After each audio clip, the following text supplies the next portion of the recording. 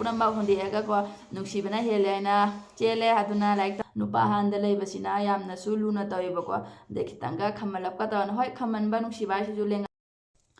Hello guys, welcome back to our channel. Mayam punamakpu aigi channel da taramna okchari. Mayam ngasigi video asidiko aina mamangda Q&A tawse na haijagibado ko. Aduga ichinaw mayamana question mayam hangbirebako. Ado question singdugi answer se ngasidi pithokcharage aina video ase seminebako. Ado hadi aibu nungsibako aigi maramda khangningba ichinaw singna question mayam hangbirei. Ado punamakto ay ngasidi loina answer pidrobani aduga video se ko mayam na di script to bidana loy phawba yengbiu aduga ai busu support to view like comment dugai dige subscribe to sanbiramo aduga share su tawro ko adudi mayam wasi amna chapeng ngangdringai da ko video se haujarage bako answer se pithokpa haujarage adudi mayam loy phawba yengbiu adudi mayam ai question paba haujarage bako ahan bagi question se asa singhana pipirak pa question ne bako lulu sak yam phajari se kari chage ai kamai hadin asa ta sengna diko ai se sakai sum phajade noina sum nungsina ingi bagi ai sakse phajabo rangoni bako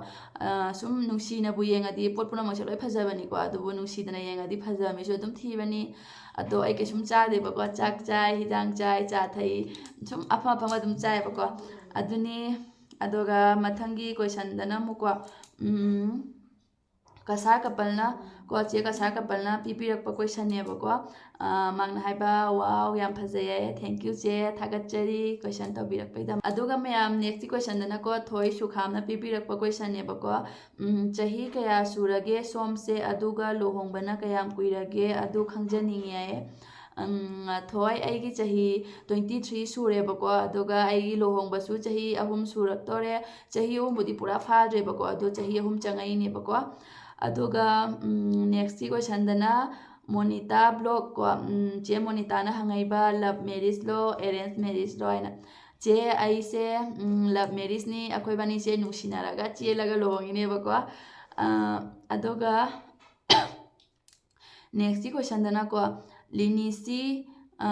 magi maming se ko ai phajana full haiba ngamdre bako haidi haidre ba ai skin da sum thokcha halamge ado se che sina haiba lovely pi gae che ahan bada thank you channel maming onthokpa male inaw haina kaurage inaw anjali koiba chatpa pamjaba place se karino amtang haibira o ahan bada ko che aigi maming se ko di anjali kawe bako ai lulu kaude bako aina sum ahan baba haidi channel se hap aiba matam da ko aina sum aigi ming je hangdana ina khoi gi haidi khoi dada gi memai macha ko adui maming ne bako lulu ai se ko hana lulu ke thabe aina le me gi channel se aduga gi sum aina nungai ratra bako isa gi asing maming da hangona phena khalak bako adugi aina isa gi maming asing bada hangjabane bako anjali sharma aina aduga che aina khwaidagi pamjaba place haragadi ko aina pamjaba place mayam adi leyebako hawjikti adi mafam je chatlingai sum phajaba je loiba nai dego phajaba ngaktani ado aina khwaidagi pamjaba hawji chatkena khanjari basidi ko aise Brindaban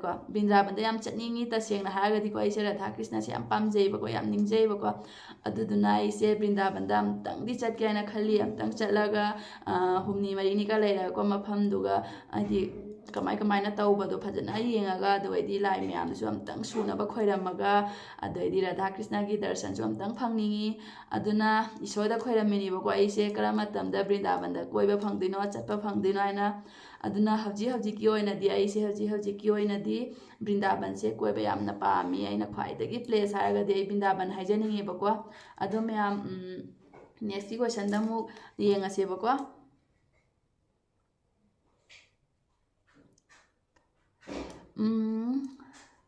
mathangi question jina ko RQ1DI haina leyebako chegi favorite color hai aigi favorite color haragati ko taseng haragati aigi favorite color se leibu leiti hai jai ko ꯗꯨꯛꯖꯥꯝ ꯍꯥꯏꯗꯤ ꯈꯟꯖꯜꯂꯨꯗꯕ ꯍꯥꯏꯒꯗ꯭ꯔꯥ ꯈꯪꯗꯦ ꯑꯗꯨꯕꯨꯅꯦ ꯑꯩꯅ ꯂꯩꯁꯥꯔꯤꯉꯩꯗꯗꯤꯀꯣ ꯑꯉꯧꯕꯁꯦ ꯌꯥꯝ ꯄꯥꯝꯃꯝꯃꯤ ꯑꯃꯨꯕꯒ ꯑꯉꯧꯕꯁꯦ dress ꯁꯦꯠꯂꯁꯨꯅꯦ ꯑꯉꯧꯕꯒ ꯑꯃꯨꯕꯒ ꯁꯨꯝ ꯐꯨꯔꯤꯠꯁꯦ ꯑꯗꯨꯝ ꯂꯤꯠꯆꯔꯛꯑꯦꯕꯀꯣ ꯀꯩꯒꯤꯅꯣ ꯍꯥꯏꯗ ꯃꯨꯕꯅꯤꯅ ꯀꯥꯁꯨꯠ ꯀꯥꯅꯤ ꯄꯛꯆꯔꯣꯏ ꯈꯣꯠꯆꯔꯣꯏ ꯑꯗꯨꯃꯥꯏꯅ ꯈꯟꯕ ꯑꯃ ꯑꯗꯨꯝ ꯂꯩꯌꯦꯕꯀꯣ ꯑꯗꯨꯗꯨꯅ ꯑꯩꯅ ꯁꯨꯝ ꯑꯆꯝꯕꯗ ꯑꯗꯨꯝ ꯁꯦꯠꯂꯦꯕꯀꯣ ꯑꯗꯣ ꯃꯧ ꯑꯣꯏꯔꯛꯄꯗꯩꯗꯤ ꯑꯃꯨꯕ ꯁꯦꯠꯄꯁꯤꯁꯨ ꯐꯠꯇꯦ ꯍꯥꯏꯅꯩꯌꯦꯕꯀꯣ ꯑꯗꯨꯅ ꯑꯃꯨꯕꯁꯦ ꯌꯥꯝꯅ ꯁꯦꯠꯇꯦ ꯇꯣꯏꯅ ꯑꯗꯨꯒ ꯑꯉꯧꯕꯁꯨ ꯅꯨꯡꯉꯥꯏꯇ꯭ꯔꯦꯅ ꯑꯗꯨꯗꯨꯒꯤ ꯃꯧ ꯑꯣꯏꯔꯛꯄꯗꯩ ꯁꯨꯝ ꯃꯆꯨ ꯅꯥꯏꯕ ꯁꯦꯠꯂꯦ ꯑꯗꯨꯒ ꯑꯩꯁꯦ ꯍꯧꯖꯤꯛꯇꯤ ꯌꯦꯜꯂꯣ ꯀꯂꯔ ꯑꯣꯏꯅ ꯄꯥꯝꯃꯦꯕꯀꯣ ꯑꯗꯣ ꯑꯩꯒꯤ ꯐꯦꯚꯔꯦꯠ ꯀꯂꯔꯁꯦ ꯍꯧꯖꯤꯛꯀꯤ ꯑꯣꯏꯅꯗꯤ ꯌꯦꯜꯂꯣ ꯀꯂꯔ ꯍꯥꯏꯖꯅꯤꯡꯉꯤ ꯑꯗꯨꯒ ꯃꯊꯪꯒꯤ ꯀꯣꯏꯁꯟꯗꯅꯀꯣ ꯁꯨꯖꯇꯥ ꯈꯣꯡꯗ꯭ꯔꯥꯛꯄꯝꯅ ꯍꯪꯉꯛꯄ ꯀꯣꯏꯁꯟꯅꯦꯕꯀꯣ ꯆꯦ ꯁꯨꯖꯇꯥꯅ ꯍꯪꯉꯛꯏꯕ ꯑꯟꯖꯂꯤ ꯏꯄꯥꯝꯅ ꯀꯥꯏꯗꯅꯣ ꯌꯨꯝ ꯄꯥꯟꯕꯅ ꯀꯥꯏꯗ ꯄꯥꯟꯕꯅꯣ ꯍꯥꯏꯌꯦ ꯆꯦ ꯑꯩꯁꯦ ꯕꯦꯅꯥꯒꯥꯟꯙꯤ ꯄꯥꯔꯠ 1ꯒꯤꯅꯦꯕꯀꯣ ꯑꯗꯨꯒ ꯌꯨꯝ ꯄꯥꯟꯕꯅ ꯁꯨꯅꯥꯏ ꯁꯦꯂꯨꯗ ꯄꯥꯟꯕꯅꯤ ꯑꯗꯨꯒ ꯎꯔꯕꯁꯤ ꯁꯣꯏꯕꯝꯅ ꯍꯪꯉꯛꯏꯕꯀꯣ ꯆꯦ ꯎꯔꯕꯁꯤꯅ ꯑꯟꯖꯂꯤꯒꯤ ꯀꯩ ꯍꯤꯟꯖꯥꯡꯅ ꯍꯦꯟꯅ ꯄꯥꯝꯖꯒꯦ ꯍꯥꯏꯌꯦ ꯆꯦ ꯑꯩ ꯁꯣꯏꯕꯨꯝꯒ ꯏꯔꯣꯝꯕꯀꯣ ꯑꯩꯈꯣꯏꯒꯤ ꯊꯛ ꯊꯛ ꯂꯥꯎꯅ ꯌꯥꯝꯅ ꯍꯥꯎꯕꯒꯤ ꯃꯑꯣꯡꯗ ꯏꯔꯣꯟꯕꯗꯣ ꯑꯗꯨꯒ ꯄꯥꯝꯃꯤ ꯑꯗꯨꯒ ꯑꯩꯗꯤ ꯀꯥꯡꯁꯣꯏꯒꯨꯝꯕ ꯌꯥꯝꯅ ꯍꯥꯎꯅ ꯉꯥꯒ ꯊꯥꯒ ꯐꯖꯅ ꯇꯧꯕꯗꯣ ꯑꯗꯨ ꯌꯥꯝ ꯄꯥꯝꯃꯤ ꯏꯔꯣꯝꯕꯒ ꯀꯥꯡꯁꯣꯏꯒꯁꯦ ꯑꯩꯅ ꯈ꯭ꯋꯥꯏꯗꯒꯤ ꯄꯥꯝꯕ ꯍꯤꯟꯖꯥꯡꯅꯤ ꯑꯗꯨꯒ ꯃꯊꯪꯗꯅ ꯁꯥꯃꯣꯂꯤꯅꯤ ꯁꯤꯡꯍꯀꯣ ꯁꯥꯃꯣꯂꯤꯅꯤ ꯁꯤꯡꯍꯅ ꯍꯪꯉꯛꯏꯕ ꯆꯦꯁꯦ ꯀꯥꯏꯗ ꯌꯨꯝ ꯄꯥꯜꯂꯤꯅꯣ ꯁꯥꯃꯣꯂꯤꯅꯤ ꯑꯩ ꯁꯨꯅꯥꯏ ꯁꯦꯂꯨ ꯍꯥꯏꯕ ꯃꯐꯝꯗꯨꯒ ꯌꯨꯝ ꯄꯥꯜꯂꯤꯅꯦꯕꯀꯣ ꯑꯗꯨꯒ ꯊꯥꯡꯖꯝ ꯁꯅꯥꯊꯣꯏꯕꯤꯀꯣ ꯊꯥꯡꯖꯝ ꯁꯅꯥꯊꯣꯏꯕꯤꯅ ꯍꯪꯉꯛꯏꯕ ꯃꯃꯥꯡ ꯔꯤꯀ꯭ꯔꯨꯏꯠꯃꯦꯟꯗ ꯎꯏ ꯍꯟꯗꯛꯇꯤ ꯊꯕꯛ ꯂꯦꯞꯇ꯭ꯔꯕꯣ ꯑꯩ ꯌꯥꯝ ꯏꯀꯥꯏꯖꯕ ꯀꯣꯏꯁꯟꯅꯤ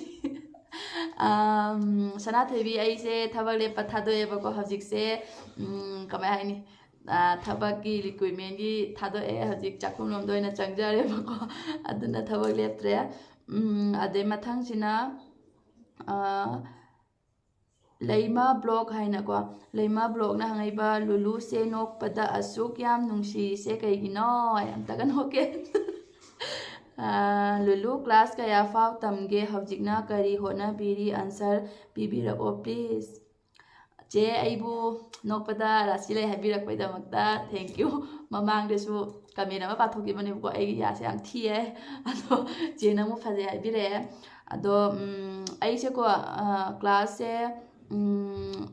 ꯕꯤ ꯑꯦꯗꯤ ꯂꯣꯏꯁꯤꯜꯍꯧꯗ꯭ꯔꯦꯕꯀꯣ ꯑꯗꯨꯒ ꯕꯤ ꯑꯦ ꯀꯩꯅꯣ 4th ꯁꯦꯃꯤꯁꯇꯔ ꯐꯥꯎꯗꯤ ꯇꯝꯍꯧꯔꯤ ꯇꯤ ꯗꯤ ꯁꯤ 4th ꯁꯦꯃꯤꯁꯇꯔ ꯐꯥꯎ ꯇꯝꯍꯧꯔꯦꯕꯀꯣ ꯅꯦꯍꯔꯨ ꯀꯣꯂꯦꯖꯇ ꯑꯗꯨꯒ 4th ꯁꯦꯃꯤꯁꯇꯔ ꯌꯧꯕꯗ ꯅꯨꯡꯁꯤꯕꯅ ꯍꯦꯜꯂꯦ ꯍꯥꯏꯅ ꯄꯨꯝꯅꯃꯛ ꯊꯥꯗꯣꯛꯑꯝꯃꯒ ꯆꯦꯜꯂꯦ ꯑꯗꯨꯅꯤ ꯍꯧꯖꯤꯛꯇꯤ ꯀꯩ ꯍꯣꯠꯅꯕꯤꯔꯤꯒꯦ ꯍꯥꯏꯕꯗ ꯍꯧꯖꯤꯛꯇꯤ ꯑꯩꯈꯣই ꯑꯗꯨꯝ ꯂꯩꯔꯤꯁꯤꯅꯤ ꯍꯁꯕꯦꯟꯒ ꯂꯩꯃꯤꯟꯅꯔꯤ ꯑꯗꯨꯒ ꯑꯩꯗꯤ ꯆꯥꯛꯈꯨꯝ ꯁꯦꯕꯥ ꯑꯗꯨꯝ ꯇꯧꯖꯔꯦꯕꯀꯣ ꯃꯌꯥꯝ ꯑꯩ ꯍꯥꯏꯗꯤ ꯀꯣꯏꯁꯟꯁꯦ ꯑꯗꯨꯝ ꯌꯥꯝꯃꯦꯕꯀꯣ ꯑꯗꯣ ꯚꯤꯗꯤꯑꯣꯁꯦ ꯌꯥꯝꯅ ꯁꯥꯡꯗꯣꯛꯈ꯭ꯔꯅꯤ ꯍꯥꯏꯅꯀꯣ ꯍꯥꯏꯗꯤ ꯁꯨꯝ ꯋꯥꯁꯦ ꯈꯔ ꯇꯦꯜꯂꯞꯅ ꯑꯗꯨꯝ ꯍꯥꯏꯖꯔꯦꯀꯣ ꯃꯌꯥꯝ ꯋꯥꯔꯧꯕꯤꯕ ꯌꯥꯗꯦ ꯑꯗꯣ ꯃꯌꯥꯝ ꯅꯦꯛꯁꯀꯤ ꯀꯣꯏꯁꯟꯁꯤꯗꯤꯀꯣ ꯍꯥꯏꯗꯤ ꯑꯟꯁꯔ ꯄꯤꯕꯁꯦ ꯏꯁꯨ ꯏꯀꯥꯏ ꯈꯪꯗ꯭ꯔꯦ ꯊꯣꯏꯕꯤ ꯀꯩꯁꯥꯝ ꯑꯣꯐꯤꯁꯤꯌꯦꯜꯅ ꯍꯪꯕꯤꯔꯛꯄ ꯀꯣꯏꯁꯟꯅꯦꯕꯀோ ꯃꯥꯅ ꯍꯥꯏꯕ ꯆꯦ ꯍꯁꯕꯦꯟꯒ ꯆꯍꯤ ꯀꯌꯥ ꯅꯨꯡꯁꯤꯅꯔꯛꯀꯦ ꯅꯠꯇ꯭ꯔꯒ ꯂꯕ ꯃꯦꯔꯤꯖꯂꯣ ꯑꯦꯔꯦꯟꯖ ꯃꯦꯔꯤꯖꯂꯣ ꯍꯧꯖꯤꯛ ꯆꯍꯤ kaya surage che itaiga chahi khara kaya khetnage haibako itaiga chahi kaya khetnage soidana khumbira uko ai question habiyo dangta thank you ko aiga khoidaga se ko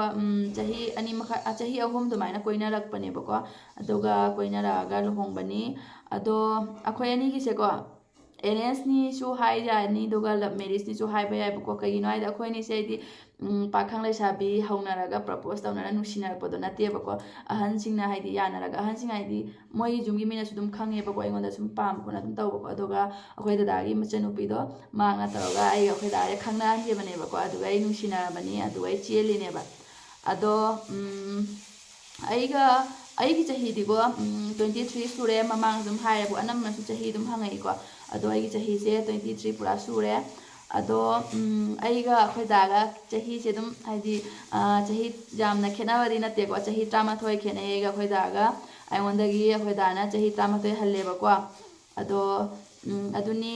adoi mathangi sina Sangita Singha ko Sangita na hangai ba lulugi es kaya no aduga yum panba chahi kaya surage kahi chahi kya pharage habako Sangita ai chahi se 23 ni aduga ai yum panba su chahi ahum suraktore ai se chahi kunda yum pan bane bako ꯑꯗꯨꯒ ꯃꯦꯃꯤ ꯂꯥꯏꯁ꯭ꯔꯝꯅ ꯍꯪꯉꯛꯏꯕ ꯂꯨꯂꯨꯁꯦ ꯀꯔꯤ ꯈꯨꯟꯗꯒꯤꯅꯣ ꯑꯗꯨꯒ ꯌꯨꯝ ꯄꯥꯜꯂꯤꯁꯤꯅ ꯀꯩ ꯂꯝꯗꯅꯣ ꯀꯩ ꯂꯝꯗ ꯑꯣꯏꯗꯣꯏꯅꯣ ꯍꯥꯏꯕꯀꯣ ꯃꯦꯃꯤ ꯂꯥꯏꯁ꯭ꯔꯝꯅ ꯑꯩꯁꯦ ꯕꯦꯅꯥꯀꯥꯟꯗꯤ ꯄꯥꯔꯠ 1ꯒꯤꯅꯦꯕꯀꯣ ꯑꯗꯨꯒ ꯌꯨꯝ ꯄꯥꯟꯕꯅ ꯁꯨꯅꯥꯏ ꯁꯦꯂꯨꯗꯅꯤ ꯑꯅꯤꯇꯥ ꯄ꯭ꯔꯣꯗꯛꯁꯟ ꯀꯣ ꯆꯦ ꯑꯅꯤꯇꯥꯅ ꯍꯪꯉꯛꯏꯕ ꯑꯟꯖꯂꯤꯒꯤ ꯅꯆꯤꯟ ꯅꯅꯥꯎ ꯀꯌꯥꯅꯣ ꯑꯗꯨꯒ ꯍꯁꯕꯦꯟꯒꯤ ꯃꯆꯤꯟ ꯃꯅꯥꯎꯅ ꯀꯌꯥꯅꯣ ꯆꯦ ꯑꯩꯈꯣꯏꯒꯤ ꯏꯆꯤꯟ ꯏꯅꯥꯎꯁꯦ ꯃꯔꯤꯅꯦꯕꯀꯣ ꯅꯨꯄꯥ 3 ꯅꯨꯄꯤ 1 ꯅꯨꯄꯤ ꯑꯩ ꯏꯊꯟꯇꯅꯤ ꯑꯗꯨꯒ ꯑꯩꯈꯣꯏ ꯗꯥꯒꯤꯅ ꯃꯆꯤꯟ ꯃꯅꯥꯎ 6ꯅꯤꯕꯀꯣ ꯅꯨꯄꯥ 4ꯒ ꯅꯨꯄꯤ 2ꯒ ꯑꯗꯨꯒꯩ RQ1DIꯁꯦ ꯍꯥꯏꯗꯤ ꯃꯥ ꯀꯣꯏꯁꯟ ꯑꯅꯤ ꯍꯪꯉꯛꯏ ꯃꯃꯥꯡꯁꯨ ꯍꯪꯉꯛꯏꯀꯣ ꯑꯁꯤ ꯃꯥꯅ ꯍꯥꯏꯕ ꯆꯦꯒꯤ ꯆꯍꯤ ꯀꯌꯥ ꯁꯨꯔꯒꯦ ꯑꯩꯒꯤ ꯆꯍꯤ 23 ꯁꯨꯔꯦ ꯑꯅꯨ ꯀꯩꯁꯥꯝꯅ ꯑꯟꯖꯂꯤ ꯁꯔꯃ ꯅꯪ ꯀꯔꯤ ꯃꯔꯝꯗꯒꯤ ꯂꯨꯂꯨ ꯀꯦꯊꯕꯤꯗꯩ ꯑꯟꯖꯂꯤ ꯁꯔꯃ ꯍꯥꯏꯅ ꯆꯦꯅꯦꯜ ꯃꯤꯡ ꯆꯦꯟꯖ ꯑꯣꯏꯈꯤꯕꯅꯣ ꯆꯦ ꯑꯅꯨ ꯑꯩꯒꯤ ꯃꯃꯤꯡꯁꯦꯀꯣ ꯑꯩꯒꯤ ꯆꯦꯅꯦꯜ ꯃꯃꯤꯡꯁꯦ ꯍꯥꯟꯅ ꯂꯨꯂꯨ ꯀꯦꯊꯕꯤ ꯍꯥꯏꯅ ꯂꯩꯔꯝꯃꯤꯀꯣ ꯑꯗꯣ ꯑꯩꯅ ꯂꯨꯂꯨ ꯀꯦꯊꯕꯤꯁꯦꯀꯣ ꯊꯝꯅꯤꯡꯉꯛꯇ꯭ꯔꯦꯕꯀꯣ ꯍꯥꯏꯗꯤ ꯑꯁꯦꯡꯕꯗ ꯍꯥꯏꯔꯒꯗꯤ ꯑꯩꯒꯤ ꯃꯤꯡ ꯑꯁꯦꯡꯕꯗ ꯑꯣꯏꯅ ꯊꯝꯕꯗꯨꯅ ꯍꯦꯟꯅ ꯅꯨꯡꯉꯥꯏꯔꯛꯀꯗꯧꯕ ꯃꯥꯟꯕꯀꯣ ꯀꯩꯒꯤꯅꯣ ꯍꯥꯏꯗ ꯁꯨꯝ ꯆꯦꯅꯦꯜ ꯑꯃ ꯄꯥꯏꯔꯕꯅꯤꯅ ꯅꯣꯡꯃ ꯅꯠꯇ꯭ꯔ ꯅꯣꯡꯃꯗꯤ ꯁꯣꯏꯗꯅ ꯃꯌꯥꯝꯅ ꯃꯁꯛ ꯈꯪꯅꯕ ꯃꯤ ꯑꯃ ꯍꯥꯏꯗꯣ ꯑꯣꯏꯔꯛꯀꯅꯦꯅ ꯏꯁꯥ ꯑꯗꯨꯝ ꯊꯥꯖꯕ ꯊꯝꯖꯩꯑꯕꯀꯣ ꯑꯗꯨꯗꯨꯅ ꯑꯩꯒꯤ ꯃꯤꯡꯗ ꯈꯪꯕꯅ ꯐꯩꯅ ꯈꯜꯂꯛꯄꯀꯣ ꯑꯗꯣ ꯂꯨꯂꯨ ꯍꯥꯏꯗꯨꯗꯤ ꯑꯩꯒꯤ ꯏꯆꯥꯅꯨꯄꯤꯒꯤ ꯃꯃꯤꯡꯅꯦꯕꯀꯣ ꯑꯩꯈꯣꯏ ꯗꯗꯥ ꯃꯌꯥꯝꯒꯤ ꯃꯆꯥꯅꯤ ꯑꯗꯣ ꯁꯨꯝ ꯃꯥꯗꯤ ꯍꯧꯖꯤꯛ ꯑꯉꯥꯡ ꯑꯣꯏꯔꯤ ꯑꯩꯅ ꯁꯨꯝ ꯑꯉꯥꯡ ꯑꯣꯜꯂꯛꯄꯗꯣꯀꯣ ꯑꯗꯨꯗꯨꯅꯦꯕ ꯑꯗꯨꯗꯣ ꯁꯨꯝ ꯃꯥꯅ ꯍꯌꯦꯡ ꯆꯥꯎꯔꯒ ꯑꯩꯒꯤ ꯃꯤꯡꯁꯦ ꯌꯥꯝꯅ ꯃꯤꯅ ꯈꯪꯅꯩ ꯈꯣꯠꯅꯩ ꯀꯥꯏꯅ ꯃꯥꯅ ꯑꯗꯨꯝ ꯅꯨꯡꯉꯥꯏꯔꯛꯑꯣꯏꯗ꯭ꯔꯥ ꯍꯥꯏꯅ ꯈꯟꯕꯒꯤꯀꯣ ꯑꯩꯅ ꯑꯗꯨꯝ ꯆꯦꯟꯖ ꯇꯧꯔꯛꯄꯅꯦꯕꯀꯣ ꯑꯗꯨꯒ ꯑꯟꯖꯂꯤꯒꯤ ꯍꯁꯕꯦꯟꯁꯦ ꯀꯩ ꯊꯕꯛ ꯇꯧꯒꯦ ꯌꯦꯁ ꯈꯨꯃꯟ ꯆꯅꯨꯅ ꯍꯪꯉꯛꯄꯅꯤ ꯆꯦ ꯈꯨꯃꯟꯅ ꯑꯩꯒꯤ ꯍꯁꯕꯦꯟꯁꯦꯀꯣ ꯑꯥꯔꯃꯤꯗ ꯂꯩꯌꯦꯕꯀꯣ ꯍꯧꯖꯤꯛ ꯑꯁꯤꯅꯤ ꯃꯌꯥꯝ ꯑꯗꯨꯒ ꯑꯩꯒꯤ ꯌꯥꯝꯅ ꯍꯥꯏꯗꯤ ꯀꯃꯟ ꯑꯣꯏꯕ ꯀꯣꯏꯁꯟꯁꯦꯀꯣ ꯑꯩꯒ ꯑꯩꯈꯣꯏ ꯗꯥꯒ ꯆꯍꯤ ꯀꯌꯥ ꯈꯦꯠꯅꯩ ꯌꯥꯝ ꯑꯩꯉꯣꯟꯗ ꯍꯥꯏꯗꯤ ꯌꯥꯝꯅ ꯀꯃꯟ ꯑꯣꯏꯕ ꯀꯣꯏꯁꯟꯁꯦꯀꯣ ꯑꯅꯝꯕꯅꯀꯣ ꯆꯍꯤ ꯀꯌా ꯁꯨꯔꯦ ꯍꯥꯏꯗꯤ ꯂꯩꯗꯅ ꯑꯗꯨꯝꯕ ꯃꯌꯥꯝꯗꯨꯕꯨꯗꯤ ꯀꯩꯁꯨ ꯅꯠꯇꯦꯕꯀꯣ ꯑꯗꯨꯒ ꯌꯥꯝꯅ ꯀꯃꯟ ꯑꯣꯏꯕ ꯀꯣꯏꯁꯟꯁꯤꯅ ꯀꯩꯅꯣ ꯍꯥꯏꯔꯒꯗꯀꯣ ꯅꯪꯒꯤ ꯅꯨꯄꯥꯒ ꯅꯪꯒ ꯆꯍꯤ ꯀꯌꯥꯝ ꯈꯦꯠꯅꯩ ꯅꯪꯒꯤ ꯅꯨꯄꯥꯗꯣ ꯑꯍꯟ ꯃꯥꯜꯂꯦ ꯅꯪꯒꯤ ꯅꯨꯄꯥꯗꯣ ꯑꯍꯟꯅꯤ ꯑꯗꯩ ꯅꯪꯒꯤ ꯅꯨꯄꯥ ꯆꯍꯤ ꯀꯌꯥ ꯁꯨꯔꯦ ꯑꯁꯤ ꯌꯥꯝ ꯍꯪꯉꯛꯏꯕꯀꯣ ꯑꯗꯣ ꯃꯌꯥꯝ ꯄꯨꯝꯅꯃꯛꯇꯣ ꯉꯁꯤꯗꯤ ꯑꯗꯨꯒꯤ ꯄꯥꯎꯈꯨꯝ ꯄꯤꯖꯔꯛꯑꯒꯦ ꯑꯗꯨꯒꯤ ꯀꯣꯏꯁꯟꯁꯤꯡꯁꯦ ꯌꯥꯝ ꯌꯥꯝꯃꯦꯕꯀꯣ ꯑꯩꯅ ꯃꯃꯥꯡꯗ ꯁꯦꯝꯈꯤꯕ ꯚꯤꯗꯤꯑꯣ ꯑꯅꯝꯕꯗꯁꯨꯀꯣ ꯑꯗꯨꯃꯥꯏꯅ ꯌꯥꯝꯅ ꯍꯪꯉꯛꯏ ꯑꯗꯨꯒ ꯍꯧꯖꯤꯛꯁꯨ ꯍꯪꯉꯛꯏꯕꯀꯣ ꯑꯗꯣ ꯃꯃꯥꯡꯒꯤꯗꯨꯕꯨꯗꯤ ꯑꯩ ꯑꯦꯛꯖꯥꯝ ꯍꯥꯏꯗꯤ ꯀꯩꯅꯣ ꯇꯧꯔꯨꯗ꯭ꯔꯦꯕꯀꯣ ꯀꯣꯏꯁꯟꯗꯤ ꯑꯗꯨꯝ ꯆꯞ ꯃꯥꯟꯅꯕꯅꯤꯅ ꯑꯃꯅꯤ ꯄꯥꯁꯨ ꯆꯞ ꯃꯥꯟꯅꯩꯀꯣ ꯑꯗꯨꯗꯨꯅ ꯑꯗꯨꯒꯤ ꯃꯃꯥꯡꯗꯨꯒ ꯍꯪꯕꯤꯔꯛꯈꯤꯕ ꯏꯆꯤꯜ ꯏꯅꯥꯎꯁꯤꯡꯁꯨ ꯂꯣꯏꯅ ꯇꯥꯍꯧꯔꯕꯀꯣ ꯑꯗꯣ ꯑꯩ ꯁꯨꯝ ꯄꯥꯎꯈꯨꯝ ꯄꯤꯔꯛꯑꯒꯦꯕꯀꯣ ꯁꯤꯁꯤꯒ ꯍꯥꯏꯁꯦ ꯊꯣꯏ ꯂꯥꯏꯁ꯭ꯔꯝ ꯀꯣ ꯊꯣꯏ ꯂꯥꯏꯁ꯭ꯔꯝꯅ ꯍꯪꯉꯛꯏꯕ नुपासिना नंबु याम नुंसी चही खरा नुपासिना हलमदौ माले होय अखोय दाना इसे याम नुना तौबीबको याम नुंसी अदुगा अइगा अखोय दागासे चही 13 खेनेबको अखोय दाना अइगोंदगी चही 13 सु आदि हल्लेबको अदो मयाम तसेंगना हागदिको नुपा अहंद लेबसे याम साथीना नुंगाइबनी कइनो आइदा नुपा अहंद लेबसिना यामनसु लुना तौबको दे खितंगा खमलपका तौन होय खमनबा नुंसिबाइसु लेंगा मसे लेमिनरसु मयाम नुंसिने मयाम खमनेको अदोरगासु अइना हिदि तुम खंगजरपददिको नुपा अहंद लेबसे अनंबना नुपा अहन्न नुपी अगांग लौबसे याम लुना तौई पुनमक अइना येंगजरप अइना खंगजरप पुनमकतको लोइना लुना तौबी अदुना सुम तसेंगनादि नुपी हाइसेको नुपीना ख्वाइदगी लाइबक फै फै हाइसे मयुमदा लैय मतमददि ममा मपा मचि मनावना लोइना नुना तौबीको अदुइ मतुंगदा युम पालकानादि माई मपुरबदुनिबको मेनदिको माई मवादुना मतुदो नुंसिबम थोक्ता अदुदुना हाइदि नुपा नुंसिबिदबा हाइसे ख्वाइदगी लाइबक थीबनिबको तसेंगना हारगदि कइनो हाइदा नुपादा नुंसिबा तागदि जहामिना ngangnimba लेरसु ngang ngamde कइनो हाइदा माना माई नुपीदुगी दमकते लेपिबनिनाको अदुना नुपी ओइबे अखोइगिदि ख्वाइदगी लाइबक फबदि नुपाना नुंलुना तौबीबा नुपा नुंसिबदुमु लाइबक फबदि नि सुदेको अदु हाइजनिंगी अदु मयामदि मरक्तुगा अइसु अमनेना खंजे कइनो हाइदा अइ अवाबा मयाम होय अवाबदि लेइतबा यावदेको पुंसीदको अदुबु अवाबा मयाम लइ अदुरगसु अइ नुपा नुंसिबै दमकते अइसे ख्वाइदगी लाइबक फबनेना हाइजनिंगेबको अदुगा नेक्स्ट क्वेश्चन सिसु अदुम दुमाइननिबको अदो नेक्स्ट सिना हाइसिना याम आंगांग माली चही क्या सुरगे हैन हाइबको सि हाइरक्पसिना मोनिका नोंथांगबम को मोनिका नोंथांगबम हाइरेबा याम आंगांग माली हैनको चही क्या सुरगे हैना अइसे चही 23 सुरेबको अदुगा माइसे नंगी नुपा दुना अहल याम माली चही कया खेनागे नोइबानी आए ꯑꯩꯒ ꯑꯩꯒꯤ ꯅꯨꯄꯥꯒꯁꯦ ꯆꯍꯤ 12 ꯈꯦꯠꯅꯩꯌꯦꯕꯀꯣ ꯑꯩꯈꯣꯏ ꯗꯥꯅ ꯑꯩꯉꯣꯟꯗꯒꯤ ꯆꯍꯤ 12 ꯍꯜꯂꯤ ꯑꯗꯣ ꯍꯣꯏ ꯑꯍꯟ ꯃꯥꯜꯂꯝꯕꯁꯨ ꯌꯥꯏꯕꯀꯣ ꯑꯗꯨꯕꯨ ꯑꯍꯟ ꯑꯣꯏꯔꯁꯨ ꯀꯩꯁꯨꯝ ꯀꯥꯏꯗꯦ ꯂꯨꯅ ꯇꯧꯕꯤꯕꯒꯤ ꯃꯊꯧꯅꯤꯕꯀꯣ ꯃꯥꯅ ꯑꯩ ꯂꯨꯅ ꯇꯧꯕꯤꯔꯤ ꯅꯨꯡꯁꯤꯕꯤꯔꯤ ꯑꯁꯤꯒꯤ ꯍꯦꯟꯅ ꯑꯩ ꯀꯩ ꯃꯊꯧ ꯇꯥꯗꯦꯕꯀꯣ ꯑꯗꯨꯅ ꯍꯥꯏꯗꯤ ꯅꯨꯄꯤ ꯑꯅꯝꯕꯅꯁꯨꯀꯣ ꯂꯣꯏꯅ ꯈꯪꯅꯔꯕ ꯉꯥꯛꯇꯅꯤ ꯅꯨꯄꯤ ꯑꯣꯏꯕꯤꯒꯤꯗꯤ ꯅꯨꯄꯥꯅ ꯂꯨꯅ ꯇꯧꯕꯤꯕꯁꯤꯅꯤꯀꯣ ꯈ꯭ꯋꯥꯏꯗꯒꯤ ꯃꯊꯧ ꯇꯥꯕꯗꯤꯀꯣ ꯑꯗꯨꯒ ꯅꯨꯄꯥ ꯃꯌꯥꯝ ꯂꯩꯕꯀꯣ ꯃꯃꯤꯠ ꯉꯥꯎꯕ ꯂꯩꯗꯅ ꯑꯁ ꯑꯗꯨꯒꯨꯝꯕ ꯅꯨꯄꯥꯗꯨꯒꯤ ꯑꯗꯨꯗꯤꯀꯣ ꯃꯥꯒꯤ ꯅꯨꯄꯤꯗꯣ ꯀꯩꯁꯨꯝ ꯅꯨꯡꯉꯥꯏꯔꯣꯏꯗꯕꯅꯤ ꯅꯨꯄꯥꯅꯕꯨ ꯃꯃꯤꯠ ꯉꯥꯎꯔꯕ ꯅꯨꯄꯤꯗꯣ ꯂꯩꯕ ꯀꯩꯁꯨꯝ ꯅꯨꯡꯉꯥꯏꯔꯣꯏ ꯀꯩ ꯑꯗꯨꯅ ꯅꯨꯄꯤ ꯑꯣꯏꯕꯤ ꯑꯩꯈꯣꯏꯒꯤꯗꯤ ꯅꯨꯄꯥꯅ ꯂꯨꯅ ꯇꯧꯕꯤꯕ ꯅꯨꯡꯁꯤꯕ ꯑꯁꯤ ꯈꯛꯇꯅꯤꯀꯣ ꯑꯗꯨꯅ ꯃꯌꯥꯝ ꯄꯨꯝꯅꯃꯛꯇꯨꯒ ꯑꯩꯁꯨ ꯌꯥꯝꯅ ꯂꯥꯏꯕꯛ ꯐꯕ ꯑꯃꯅꯤ ꯍꯥꯏꯖꯅꯤꯡꯉꯤ ꯀꯩꯒꯤꯅꯣ ꯍꯥꯏꯕꯗ ꯑꯩꯈꯣꯏ ꯗꯥꯅ ꯑꯩꯉꯣꯟꯗ ꯌꯥꯝꯅ ꯂꯨꯅ ꯇꯧꯕꯤꯌꯨꯀꯣ ꯑꯗꯨꯅ ꯃꯥꯅ ꯑꯩꯉꯣꯟꯗ ꯆꯍꯤ ꯀꯌꯥ ꯍꯟꯕ ꯃꯥ ꯑꯍꯟ ꯃꯥꯟꯒꯦꯔꯥ ꯑꯉꯥꯡ ꯃꯥꯟꯒꯦꯔꯥ ꯍꯅꯨꯕ ꯃꯥꯟꯒꯦꯔꯥ ꯑꯩ ꯀꯩꯁꯨꯝ ꯗꯔꯀꯥꯔ ꯑꯣꯏꯗꯦꯀꯣ ꯑꯗꯨꯅ ꯍꯣꯏ ꯃꯌꯥꯝꯒꯤ ꯃꯆꯤꯟꯅꯤꯀꯣ ꯄꯉꯥꯡ ꯉꯥꯡꯅꯩ ꯐꯅꯁꯨ ꯉꯥꯡꯅꯩ ꯐꯠꯇꯅꯁꯨ ꯉꯥꯡꯅꯩꯀꯣ ꯑꯗꯨ ꯑꯩ ꯀꯔꯤꯝ ꯃꯊꯧ ꯇꯥꯗꯦꯕꯀꯣ ꯑꯗꯨꯅ ꯑꯩ ꯀꯩꯁꯨꯝ ꯁꯥꯎꯅꯤꯡꯕ ꯂꯩꯇꯦ ꯑꯗꯣ ꯃꯌꯥꯝ ꯏꯆꯤꯟ ꯏꯅꯥꯎ ꯃꯌꯥꯝꯅꯀꯣ ꯑꯩꯕꯨ ꯅꯨꯡꯁꯤꯕꯤꯕꯒꯤ ꯑꯩ ꯃꯔꯝꯗ ꯈꯪꯅꯤꯡꯕꯒꯤ ꯀꯣꯏꯁꯟ ꯃꯌꯥꯝ ꯍꯪꯕꯤꯔꯛꯏ ꯅꯨꯡꯁꯤꯕ ꯀꯃꯦꯟ ꯊꯥꯕꯤꯔꯛꯏꯕꯀꯣ ꯑꯗꯨ ꯃꯌꯥꯝ ꯄꯨꯝꯅꯃꯛꯇꯣ ꯑꯩꯅ ꯌꯥꯝꯅ ꯍꯥꯏꯗꯤ ꯊꯥꯒꯠꯆꯔꯤ ꯃꯌꯥꯝ ꯄꯨꯝꯅꯃꯛꯄꯨ ꯌꯥꯝ ꯅꯨꯡꯁꯤ ꯃꯊꯪꯗꯁꯨꯀꯣ ꯑꯩꯒꯤ ꯚꯤꯗꯤꯑꯣꯁꯤꯡꯗ ꯁꯞꯄꯣꯔꯠ ꯇꯧꯕꯤꯌꯨ ꯅꯨꯡꯁꯤꯕꯤꯌꯨ ꯍꯥꯏꯖꯅꯤꯡꯉꯤ ꯑꯗꯣ ꯃꯌꯥꯝ ꯉꯁꯤꯒꯤ Q&A ꯁꯤꯗꯤꯀꯣ ꯃꯇꯥꯡꯁꯤꯗ ꯂꯣꯏꯁꯤꯟꯖꯔꯒꯦ ꯑꯗꯣ ꯃꯌꯥꯝ ꯄꯨꯝꯅꯃꯛ ꯕꯥꯏ ꯕꯥꯏ